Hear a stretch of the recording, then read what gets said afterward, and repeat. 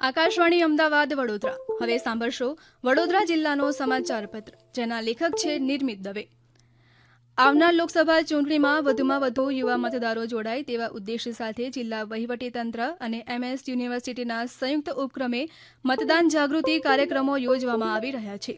જે અંતર્ગત જિલ્લા ચૂંટણી અધિકારી BS શાહના માર્ગદર્શન હેઠળ MS યુનિવર્સિટીની ફેકલ્ટી ઓફ લો ખાતે સંવાદ સાથે મતદાન જાગૃતિ કાર્યક્રમ યોજવામાં આવ્યો હતો. આ કાર્યક્રમમાં ઉપસ્થિત યુવા મતદારો માટે EVMનું નિદર્શન કરવામાં આવ્યું હતું. આ કાર્યક્રમમાં ચૂંટણી પંચ દ્વારા નિમણૂક મેળવેલ કેમ્પસ એમ્બેસેડર દ્વારા કાર્યક્રમના આયોજનમાં મહત્વની ભૂમિકા ભજવવામાં આવી હતી. ડેપ્યુટી કલેક્ટર અમિત પરમારે મતદાન વિશે માર્ગદર્શન આપતા જણાવ્યું કે મતદારનું નામ મતદાર યાદીમાં હોય તે પૂરતું છે. મતદાર સમયે મતદાર પાસે ચૂંટણી કાર્ડ ન હોય તો પણ ચૂંટણી કાર્ડ સિવાયના કોઈપણ પુરાવા જેવા કે આધાર કાર્ડ, બેંક પાસબુક વગેરે રજૂ કરીને મતદાન કરી શકે છે.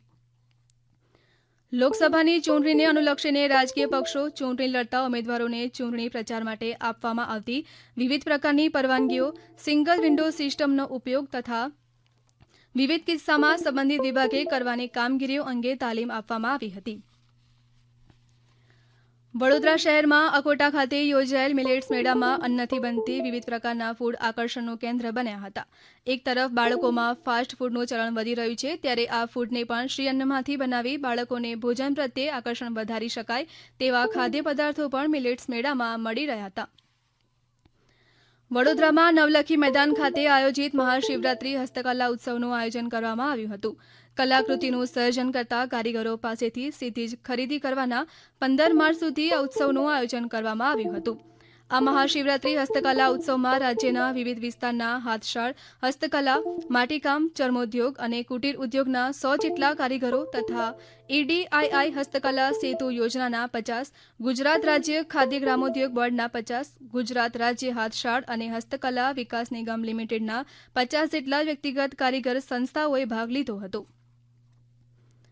આંતરરાષ્ટ્રીય મહિલા દિવસ નિમિત્તે વડોદરામાં ડભોઈ રોડ કેલનપુર સ્થિત દાદા ભગવાન સમાધિ મંદિર ખાતે જિલ્લા કક્ષાની ઉજવણીના કાર્યક્રમનું આયોજન કરવામાં આવ્યું હતું.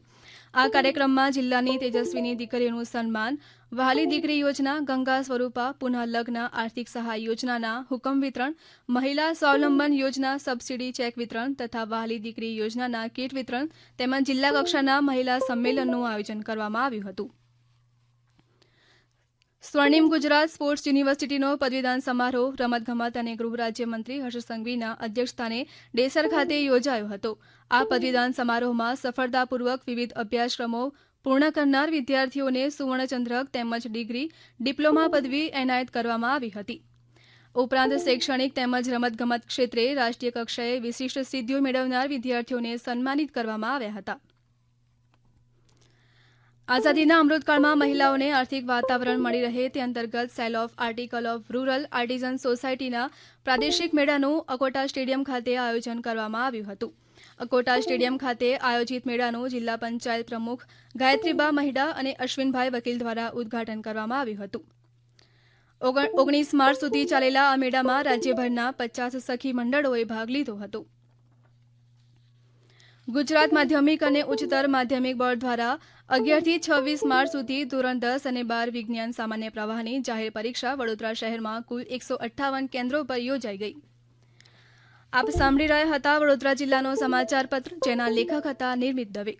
આ પ્રસારણ આકાશવાણીના અમદાવાદ વડોદરા કેન્દ્ર પરથી કરવામાં આવ્યું.